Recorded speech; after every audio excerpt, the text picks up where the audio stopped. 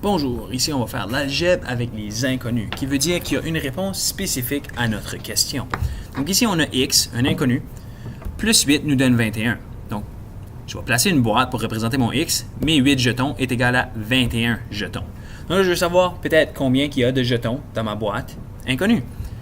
Donc les deux côtés sont égaux, ils ont le même nombre, on ne sait juste pas combien il y en a dans la boîte. Donc qu'est-ce que je vais faire? Je vais encercler 8 d'un côté et représenter le même nombre de l'autre côté, 8. Là, ils sont de différents côtés de l'égalité. Si je les élimine, j'ai encore quelque chose d'égal parce que j'ai enlevé 8 de un et 8 de l'autre. Ça veut dire que les restants des jetons sont égaux à la valeur de ma boîte. Donc ma boîte maintenant est égale à 13. Donc mon x devrait être 13. En algèbre, on peut vérifier. Donc vérifions. Si on remplace notre x par 13, 13 plus 8 est égal à 21, ça fonctionne. Donc j'ai la bonne réponse. Même chose, on a a plus a plus a est égal à 19 plus 8. Donc, on a 3 boîtes qui ont chacun le même montant de billes. Et de l'autre côté, on a 27 billes. Donc, il suffit seulement de diviser nos billes en 3 morceaux afin que chaque boîte contienne le même nombre de billes ou de jetons. Donc là, si on remarque, chaque boîte contient 9 jetons. Ça veut dire que la valeur de 1 de mes A est égale à 9. Et on peut encore faire la vérification. Donc maintenant, si je fais 9 plus 9 plus 9, en remplaçant chaque A par 9, est-ce que ça donne 27? Oui, donc j'ai la bonne réponse. Maintenant, nous avons 24 et moins B est égal à 15. Donc 15 billes d'un côté. Je vais placer 24 billes de l'autre côté. Là, ma question est, combien je dois en enlever pour me rendre à 15? Donc, qu'est-ce que je vais faire ici? Bien, je vais choisir 15 billes parmi mes 24. Parce que ça, je sais que c'est ma réponse. C'est ça qui va me rester à la fin. Donc, voici mes 15 billes. Donc, maintenant, les billes qui restent sont celles que je dois enlever. Et si je compte, il y a 9 billes ou 9 jetons. Donc, mon B équivaut à 9. Donc là, je peux encore vérifier. Donc, je vais remplacer mon B par le chiffre 9. 24 moins 9, est-ce que ça me donne 15? Oui. Donc, j'ai la bonne réponse. Prochain problème. Là, on a un nombre inconnu, moins 8, nous donne 17.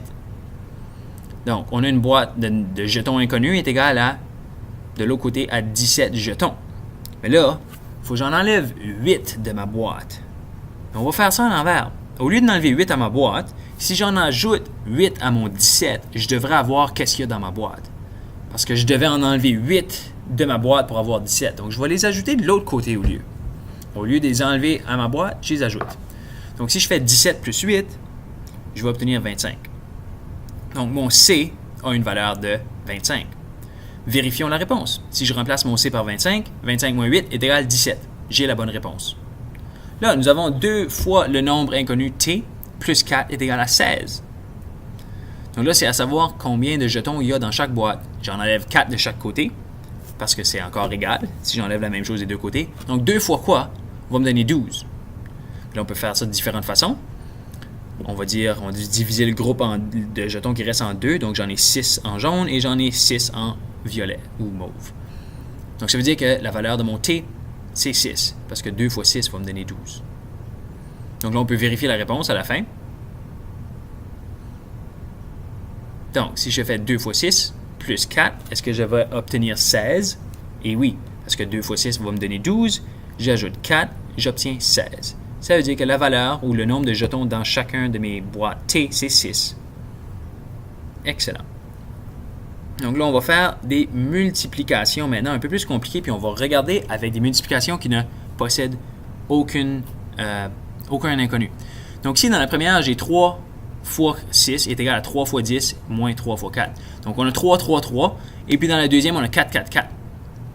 Là, qu'est-ce qu'il y a à remarquer? C'est que si je fais 3 fois 6, ça me donne 18, est égal à 3 fois 10 qui me donne 30, moins 3 fois 4 qui me donne 12.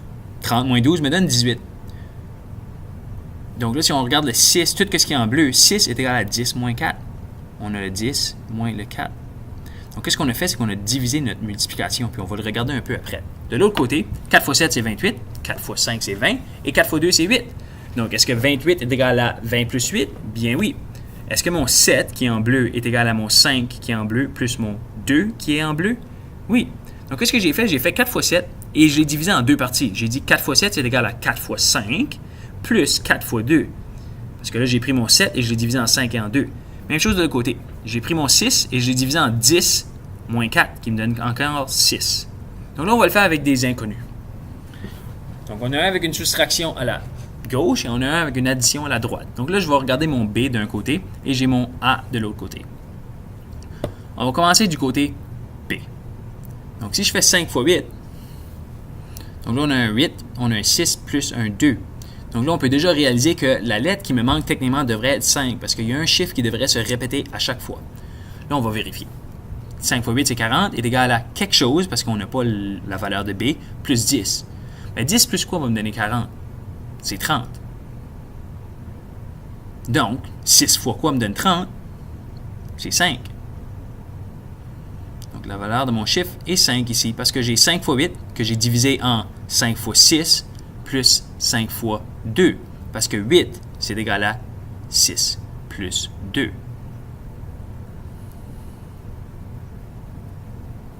Donc là, on va aller de l'autre côté.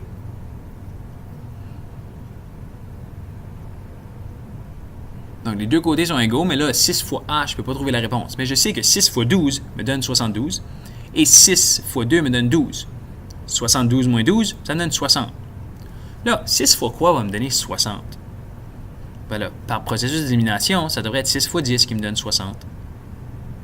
Donc là, on peut voir, encore une fois, que mon A est égal à 10. Donc là, on peut voir, mon 10, c'est égal à mon 12 moins mon 2. Parce qu'on a 6, 6, 6 qui ne change pas. Donc, on a divisé le 6 fois 10 en une multiplication 6 fois 12 moins 6 fois 2. Parce que 12 moins 2 va me donner 10. Donc là, je le représente juste sur l'autre côté encore une fois. Pour faire sûr que tout le monde a bien compris. Donc, j'ai mon 8 qui est égal à 6 plus 2. Parce que le 5 ne change pas. On a 5 3 fois. Puis là, le 8, on l'a divisé en deux parties. On a dit 6 et 2.